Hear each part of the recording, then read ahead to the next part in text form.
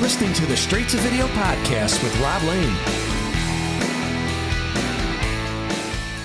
Hey, what is up? My name is Rob Lane and this is my podcast Straight to Video. If you're a new listener, thanks for checking out the show, and if you're a regular, I really appreciate you coming back for more. Today's chat is a blast and officially has more F-bombs than probably all previous 160 plus episodes combined, courtesy of Bam Ross, drummer for legendary and much loved UK band Dogs D'Amour, underground DIY glam punks Bubble, and more recently Twin Flames Radio with his wife Cher of the band Vixen. Bam is also a talented rock and roll silversmith and has his own company Bamtastic Silver, which provides jewellery for many big name rock stars and fans alike. Bam was on great form during our chat from his home out in Florida and shared some amazing stories from his childhood down south and also in Canada. We learned of his early days in the Dogs D'Amour, their appearance on Top of the Pops, and also starting from ground zero with the band Bubble and much, much more, which I know you're gonna love. Before we chat with Bam, please, as always, show some love and support for another independent rock and roll company, our friends Dead Skull Coffee, who are serving up listeners to this show 15% off their fine ground or full bean coffee.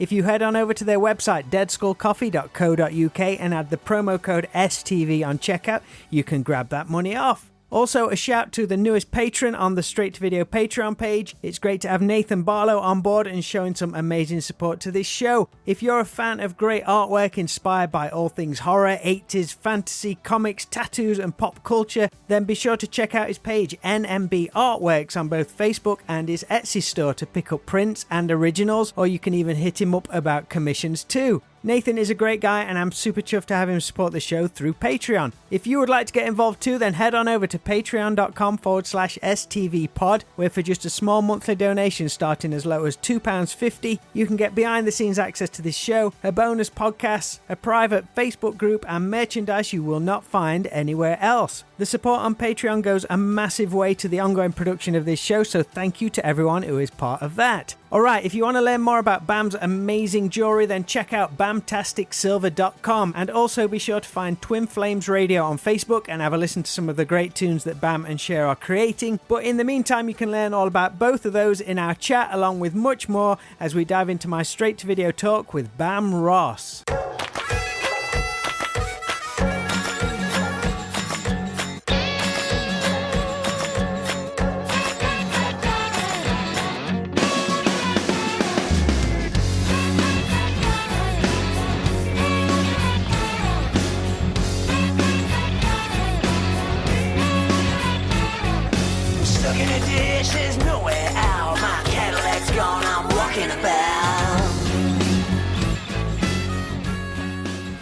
Hola. How you doing, Bam? You alright? Yeah, I'm alright, mate. How are you? Yeah, good to have Bam's Evil Device. Is that what it's called? Oh, fuck yeah. Yeah, it is. I love it. I'm going to change it, actually, because I'm getting older now and more mature, so I'm going to change it to Bam's fucking evil device. I thought you was going to say something like super professional then, but no, just... Nah, nothing's changed, just the shoes, you know.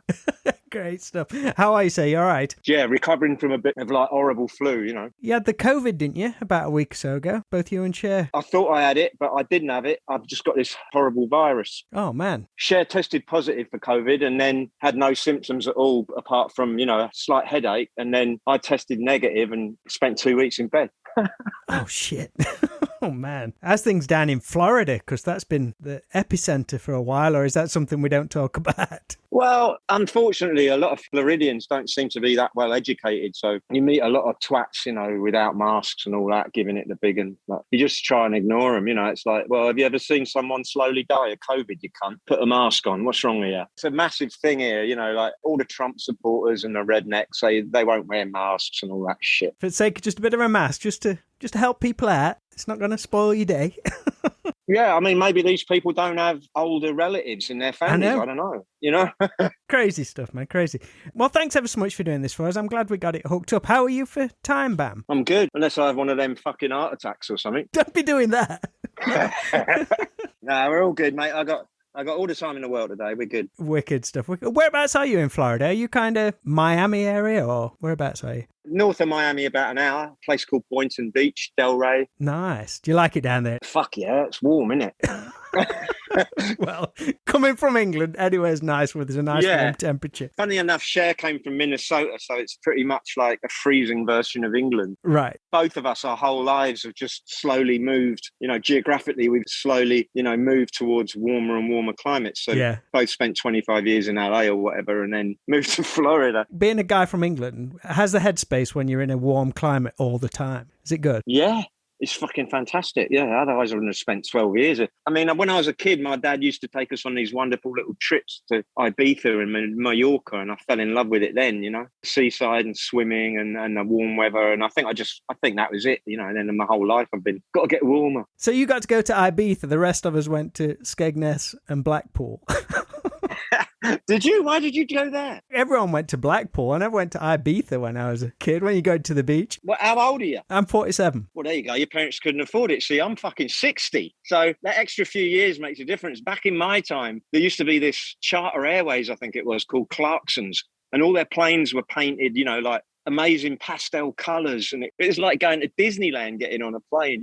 My point being, the flights were really cheap back then. You know what I mean? You could take your whole family to Europe, somewhere in Spain, for the same price as you could go to fucking Brighton, really. Half a dozen suitcases, load it up. Yeah.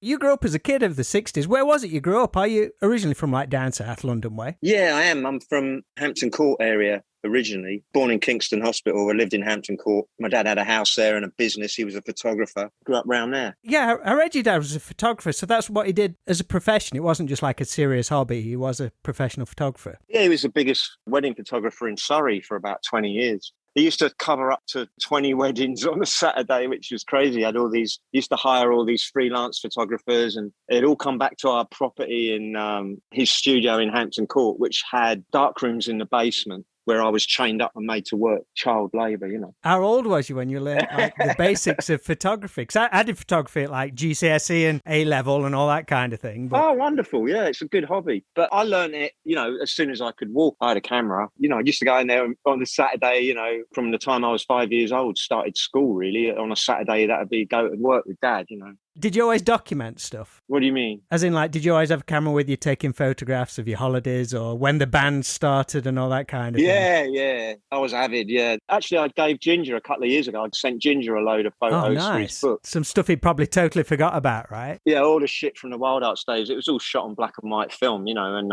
I used to carry my little Minolta camera with me everywhere and shoot everything on film. I sent Ginger a load for his book. I don't know if the book ever came out. I never got a copy. I know he did one book all to do with songs and lyrics and stuff. I don't know if that was the one. He's a prolific producer of everything, so who knows? He's just a machine. Could churn out an album every month, I think, if he wanted to. The wonderful thing with Ginger is he's a prolific songwriter. Many people are, but 90% of their stuff is rubbish and 10% of it's good. But with Ginger, it's the other way around. The guy definitely needs to get to the States somehow. If the Wild Arts got to the States, they'd make bank, I don't know why they haven't come over. Well, all those best bands are Combustible and a soap opera and all that kind of stuff, as I'm sure you're aware of.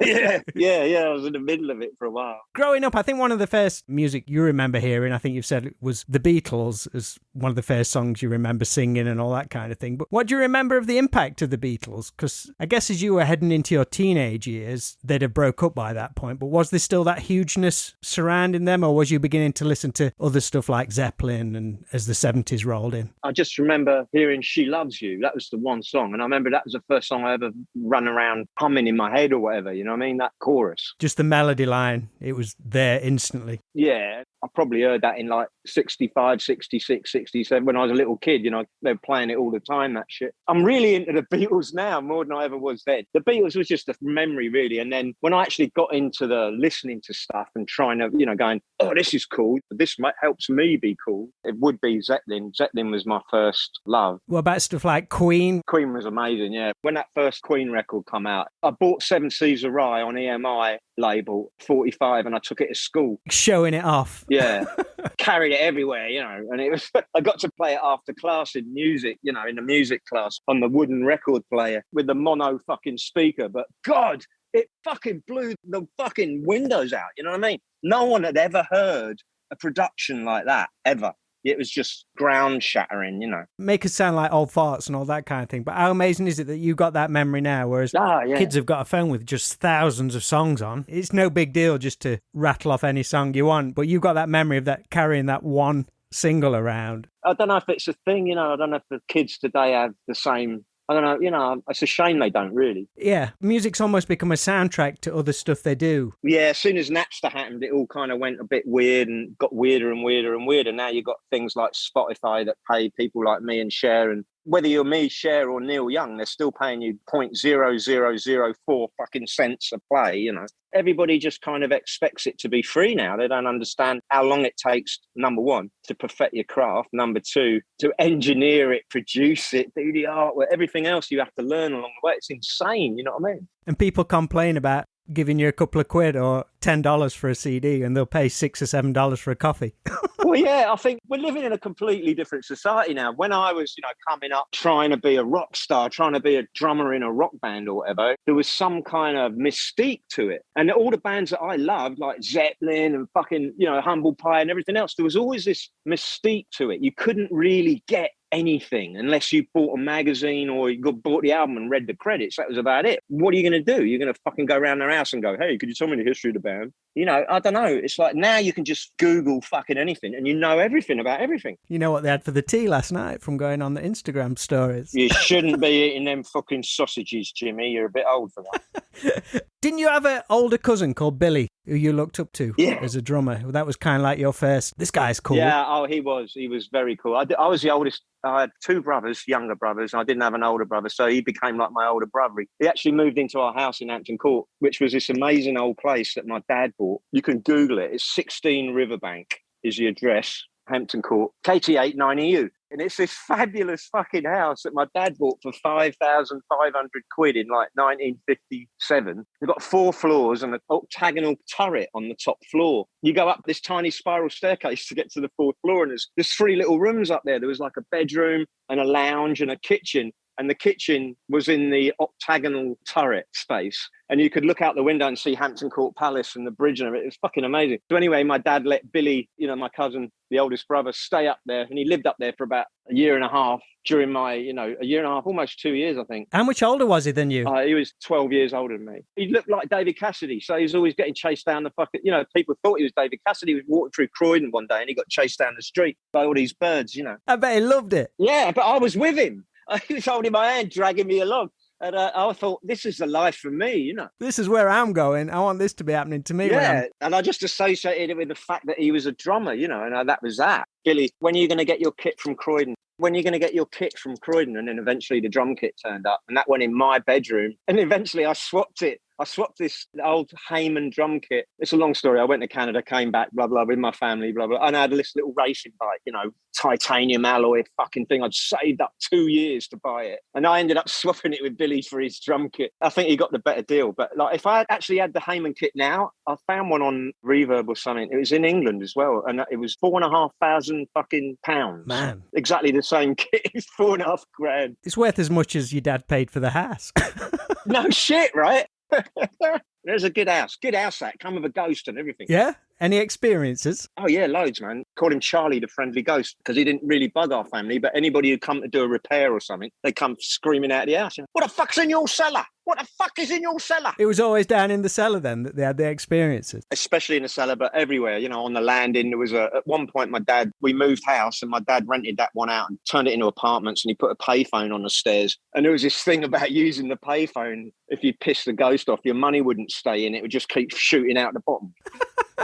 Wow. I think it was just a faulty bit of equipment, but that was the thing, you know. No, but I mean, seriously, this cat, one time he came running up the stairs and he goes, I put my saw there and it's bloody gone. You know, shouting at me mum and that with his tool bag and running out the door, and that was it. Wow. You had any paranormal experiences since? Charlie's not followed you, has he? No, there's none over here. There's no ghosts here in Florida. It's too new. Maybe there's some Native American ghosts. You mentioned it briefly then. Was it Vancouver in Canada you moved to for a few years? Yeah, that's where I got my actual playing experience in cover bands. We moved there in 75 and I stayed there till 75, 76, 77. Came back to England for a while, went back in 78, bounced backwards and forwards like 3 or 4 times. My dad couldn't make his mind up, so the family came with him, So I felt like a bit of a yo-yo, but yeah, I did learn to play, all the songs over there, really. We had a band called the Chromatones with a buddy of mine and we did all covers, maybe 4 or 5 originals, but the rest of it was you were playing Zeppelin and AC/DC and then Devo and then the fucking Ramones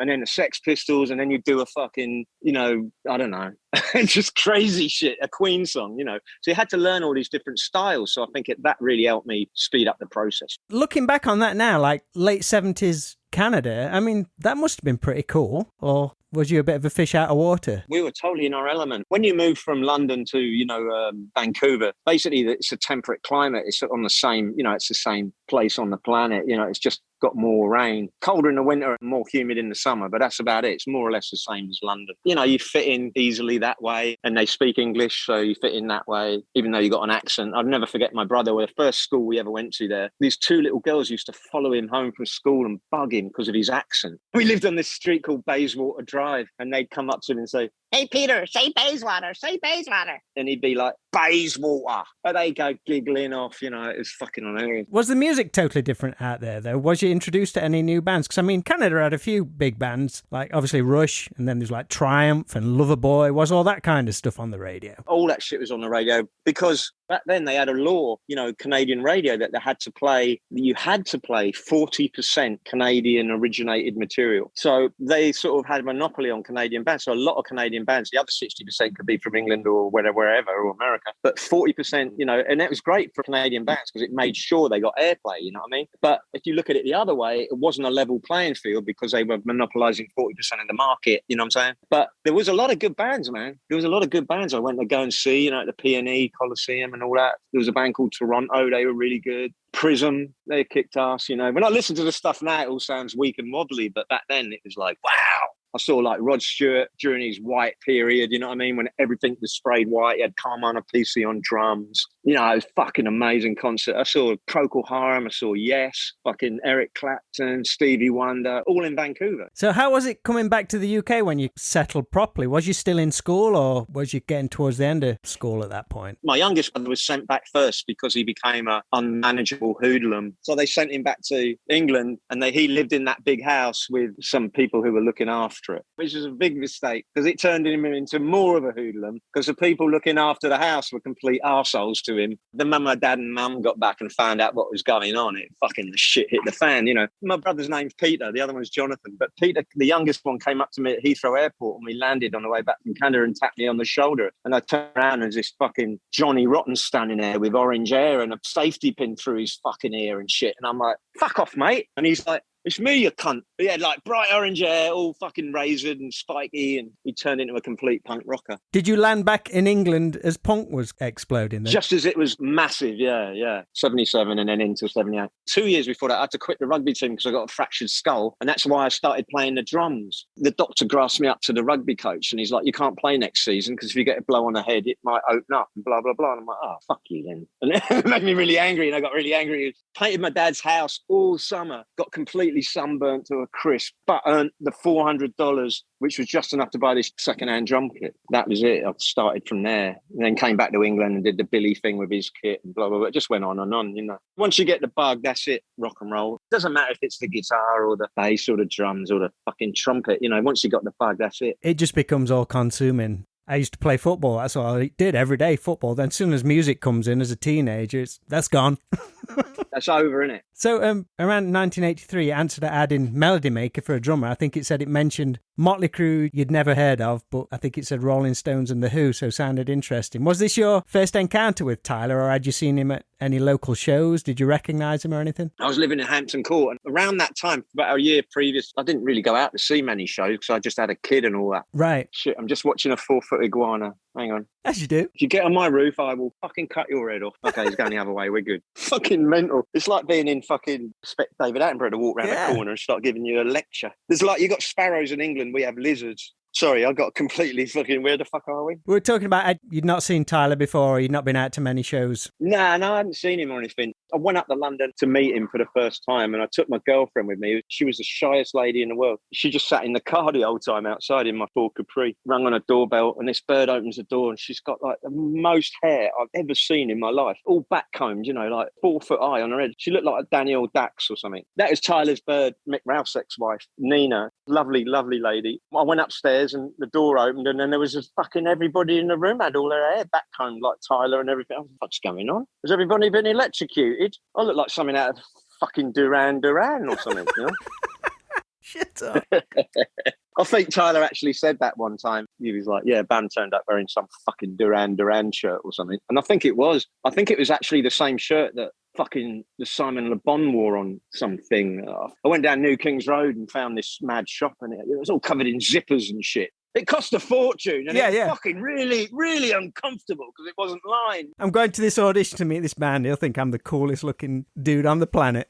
Well, what's he fucking got on? Yeah, and you just thought I was a complete prat, yeah. After that, it didn't take me long. We kind of sat there and sort of said, okay, let's rehearse, let's play. And we booked a studio, and a week later we were all playing, and then kind of gelled a bit. That was me, Tyler, Carl and Nick, the other guitar player. Robert wasn't in it yet. We put another ad in the Melody Maker, and then we found a singer, and that was Robert Stoddard, the American dude, who was in LA Guns and that. Yeah, we got him, and it's kind of started moving. Was there any particular scene around town at that point? Do you remember any bands that were making any kind of noise or a name for themselves? It's like, we've got to get a sports slot with this band because they'll have a big crowd who we can steal. We liked Specimen. Check out Specimen, Kiss Kiss Bang Bang. Fucking great band. Fantastic band. We always wanted to support them, and we ended up supporting them. At the Clarendon, we used to do a lot of gigs because of this promoter called John Curd. And I think he sort of took a shine to Tyler because we were so irreverent. I actually ended up working for him as a fucking roadie. Some nights when the Dogs would play fucking Hammersmith Clarendon Ballroom, I'd have to stay and load the PA out. But I did get paid, so I was probably the only guy in the band who got any money. With the Dogs D'Amore in the early days, it had lots of changes and developments. I think you even left at one point before the band started to get its success to later return. One thing I find interesting, and you mentioned it then, if you're called to talk about it, you were already a dad in the early days of the band. I'm just interested in how you personally juggled that headspace, because it's tough for any band in the early days. Like I say, zero money, lots of knockbacks, but if you have a family as well, it doubles that pressure. How was that for you looking back? It's hard. It was very hard.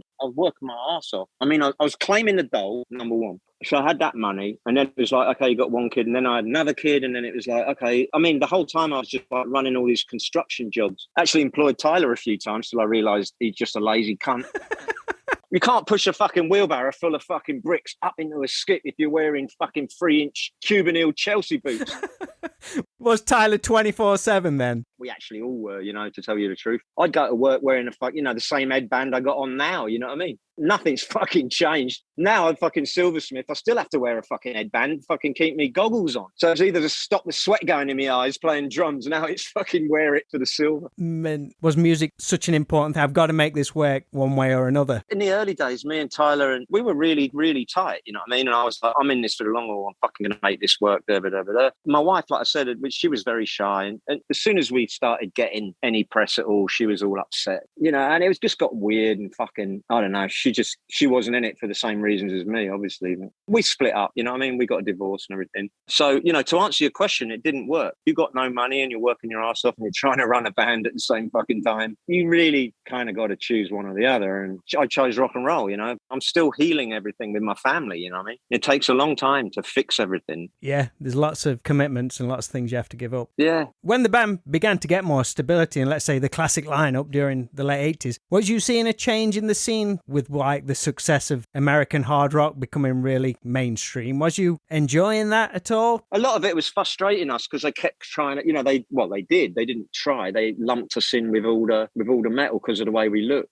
So all the magazines we could get into were metal magazines, really. And it's like, we didn't want to be in metal magazines. We wanted to be in fucking Mojo and Q. We wanted to open for fucking Tom Petty, not fucking Ronnie James fucking Dio. God bless him. Bit of a contrast. Yeah. I love him, but I didn't want to be on the same stage as him, really, It was just hard because we were writing blues songs, essentially, like the Rolling Stones. There weren't that much difference, really. It just had an 80s production. It's weird, though, because, hard rock and heavy metal, especially around that time, it was so broad. You could be a Poison fan, but you'd read Kerrang and you knew exactly what Metallica or Megadeth would do, or even Slayer. There's just such polar opposites, but everything just got lumped in. Yeah, thank God, really. I suppose otherwise we'd have nowhere to go.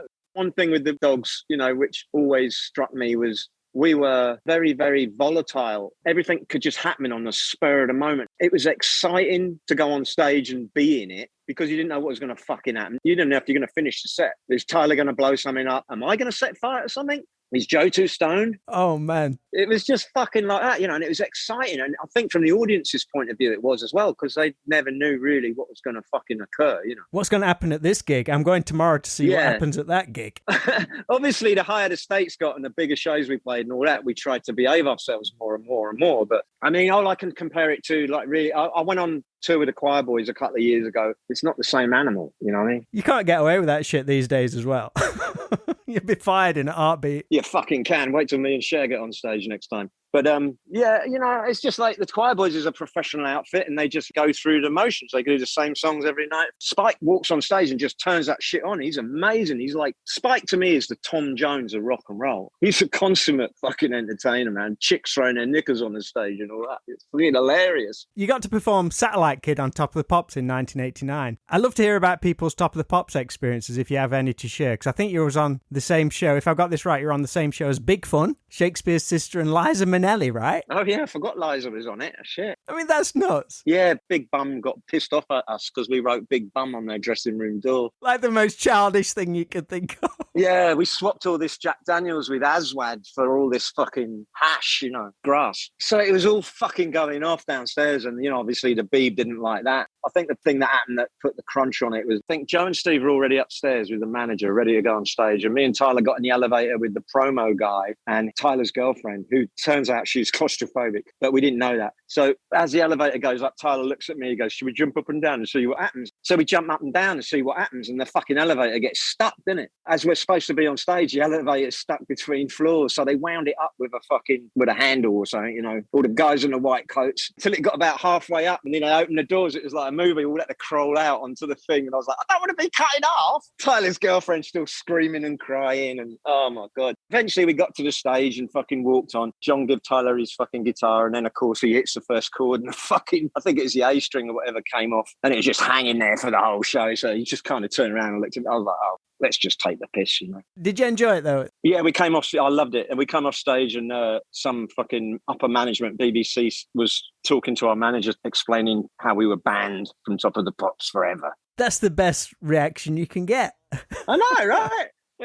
You can't take a joke. When did the band first make it to the USA? Because I think you did some shows with Mother Love Bone, right? 89, yeah. We did a 30-date tour of the States in 89. And I think a couple of dates got cancelled because they realised how fucking, feminine we were and shit. Eyeliner and all that. And I think the show in Alabama got cancelled. The road manager was getting nervous. We got into Texas and he was like, oh shit. I mean, I walk into a place at 4 a.m. to get a fucking cup of coffee or whatever. And bus driver, Glenn from Nashville. My name's Glenn from Nashville.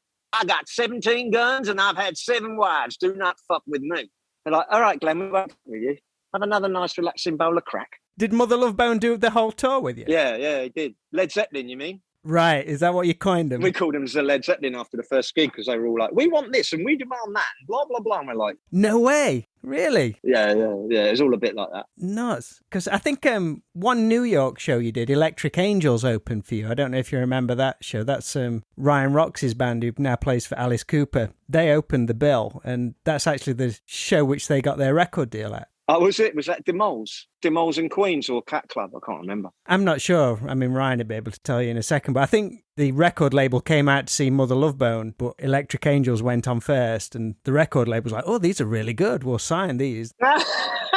Classic. Yeah. Well, the Dogs, Tyler and me, we just gigged everywhere. We did all the fucking Lords of Church thing, went through hundreds of lineup changes. And finally, we're literally 600 yards from my, rehearsal studio in Hampton Court, where we used to rehearse, under the photographic shop. And we're 600 yards from there at the Jolly Boatman, which is like a shut-down club that only opens on a Sundays, and the Hells Angels ran it. And I said, can we do a gig in here on a Sunday and have the record company come down? So yeah, and they did, and we arranged it all. And Derek Green, who's famous for signing the Pistols to A&M, he owned China Records. He come down and saw us on a Sunday afternoon with all these Hells Angels. My little girl Charlotte running around, going, Daddy, You know, like I'm fucking playing How Come It Never Rains, just finished playing it. And she's like, Daddy, can I have another Coke?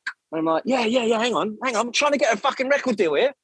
We did. And they signed us, you know. And we got signed from a fucking boozer over the road after all that, you know, running around fucking everywhere trying to get signed, couldn't get fucking nothing. And you get signed like across the street from where you fucking live. Mate, there's no rule book for how it works. Well, there's plenty of rule books these days, but back then there was no path which you could take. It was just all flying by the seat of your pants. Funnily enough, Cher's been writing a book with a guy who's going to put it all together. I ended up chatting to him one night with Cher, and he was like, we've got to do your fucking book, Jesus Christ. And I'm like, I don't know what the statute of limitations is on shit, you know what I mean? No, you got to do it, man. If Motley Crue can do the dirt, you can like put them to shame.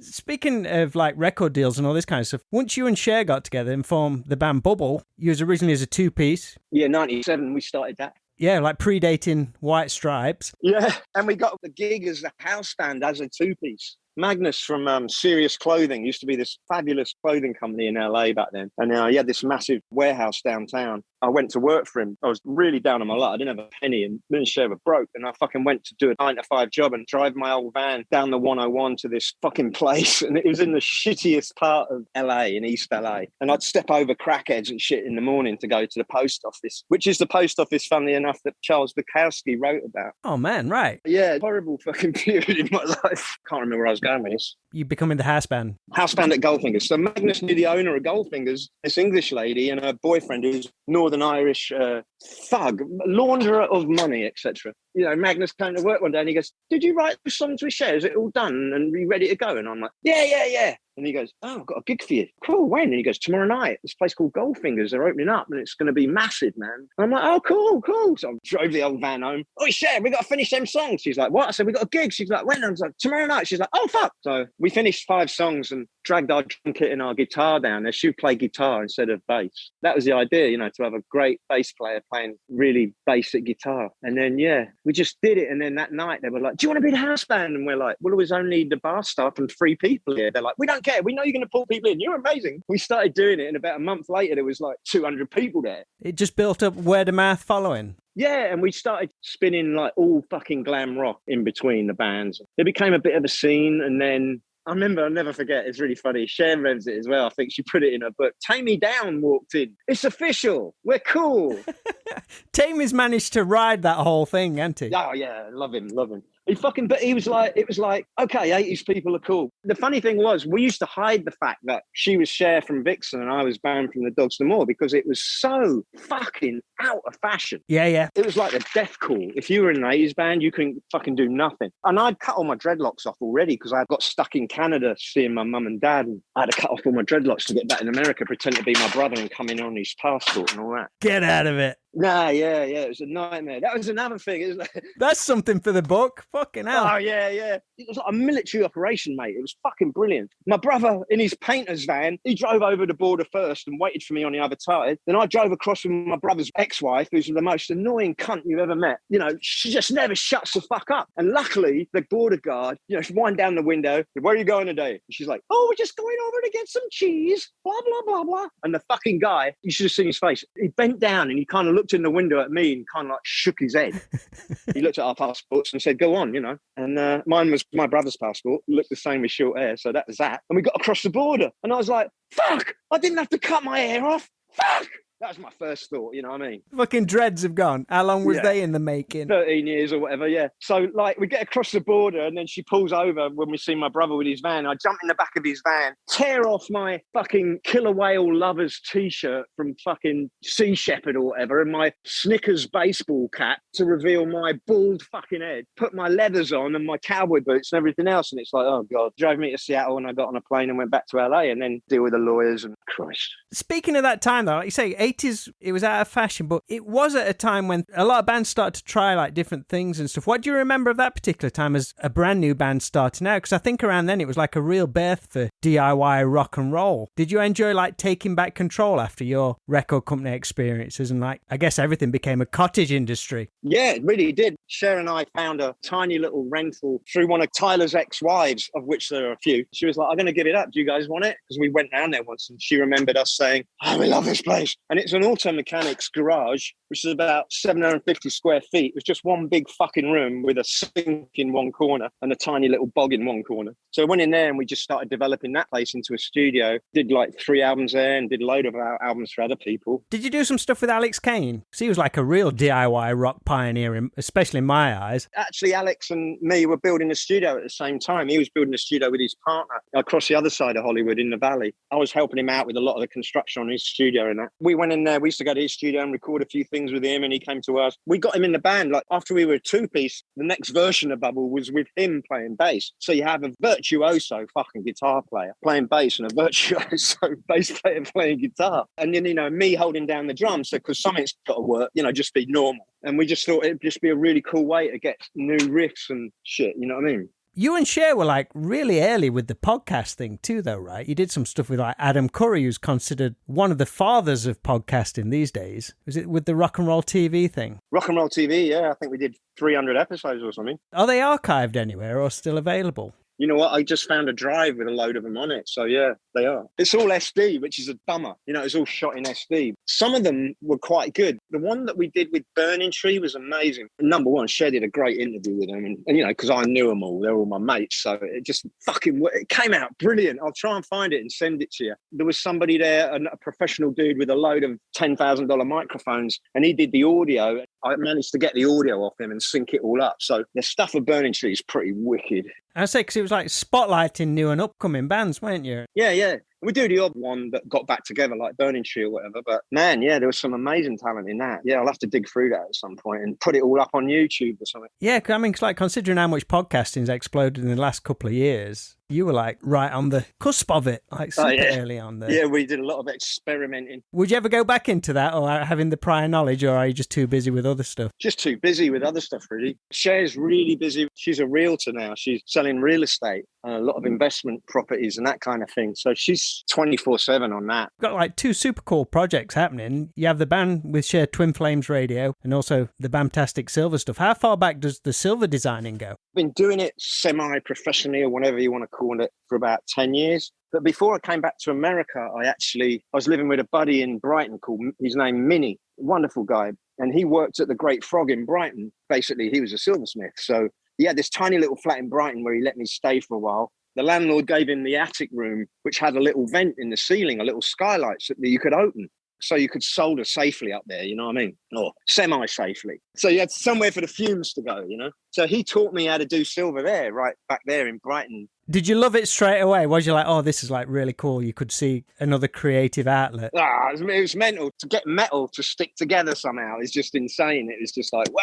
You know. My first thing I ever made was a big heart with a cross in the middle and a heart on the bail as well, and some twisted wire around the edge, and dug it out of a box a couple of years ago. And needs fixing. You know, I had no idea you couldn't solder a thin bit to a thick bit, you know, unless you were really clever. Now I know how to do that. How has it grown over the years? Actually, to tell you the truth, what's happened since COVID is it's gone, funnily enough, it went massive for a while. People were just sitting at home bored, but now it's gone down. But I just got to revamp it again and start posting again. Has it all been online, or do you do any like shows or anything like that? Do the odd show here and there. It's very rock and roll jewelry. So like the biggest show I do is on Monsters of Rock on the cruise. Oh, nice. The last one I didn't do, obviously, because none of us got on the boat. But yeah, next year I'll do that. I might do Monsters on the Mountain as well. Brilliant. And then saying that, I want to mention that Larry Moran, the guy who organises all that Monsters of Rock thing, is one of the reasons that all these 80s bands are still going. You know what I mean? He's the one who he's so passionate, man. It's fucking amazing. He puts all these bands together and does the whole thing, you know. It's such a big deal again now. It's great. People are loving it. I'd love to go on one of those cruise things. I'm very jealous of that most recent one. You have to go on one. Have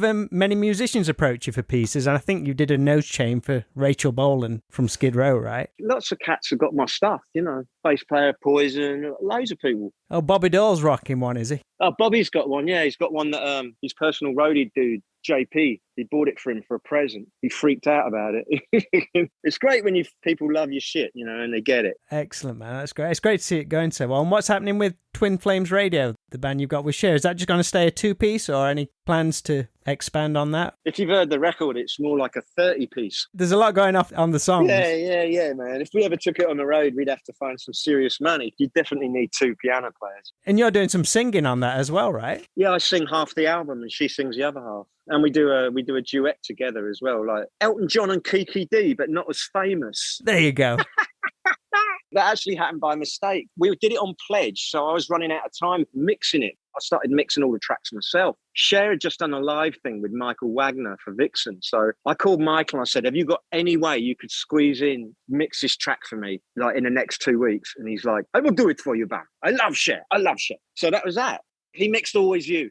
It's like Cher doing a Blue-Eyed Soul thing, you know. It's fabulous. She wrote it on the piano. It's brilliant. I think the reason I wanted to send it to him was because it was such a Blue-Eyed Soul thing. I thought, what if a heavy metal guy mixes it? In my head, I just had these fucking Aerosmith tom-toms and shit. And I said, Michael, can you do the Aerosmith thing on the toms? He goes, oh, yeah, I do that for you. The first mix he sends me, just as a crack, you know what I mean? You're listening to it, and suddenly there's like this, blah, blah, and it's like 500, it's like louder than the vocal, you know what I mean? Michael, you're an arsehole. And he's like, yeah, I know. He's retired now, ain't he? Did you put him into retirement, Bam? I think we finished him off. Yeah.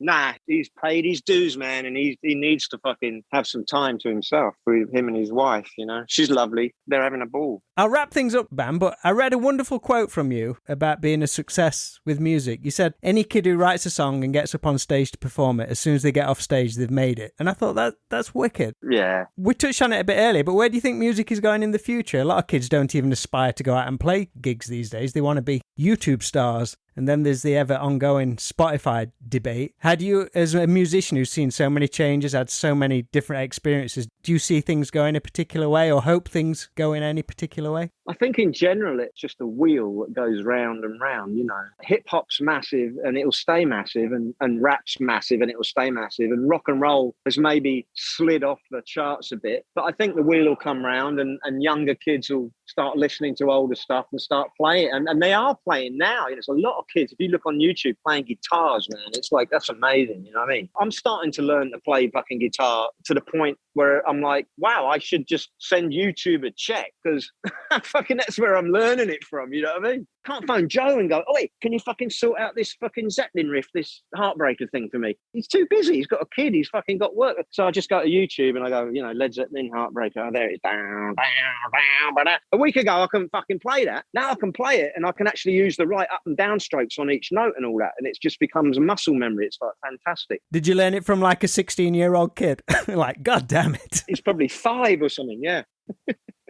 I'm just finishing, actually, funnily enough, Twin Flames thing, I'm just finishing building a studio, our new studio. So we're going to be hard at work in the next few months, going through all the stuff. The problem is with owning your own studio and your own equipment is you can sit down anytime, and I've got like 642 fucking ideas that aren't finished in one folder, and then I got 60 songs in another folder, and then those are the 60 that we're going to go through and make the new album from. Unless I fucking record this new idea right now. Go for it. I'll let you go and record it in between fending off the iguanas. Yeah. All right, mate. Good to talk to you.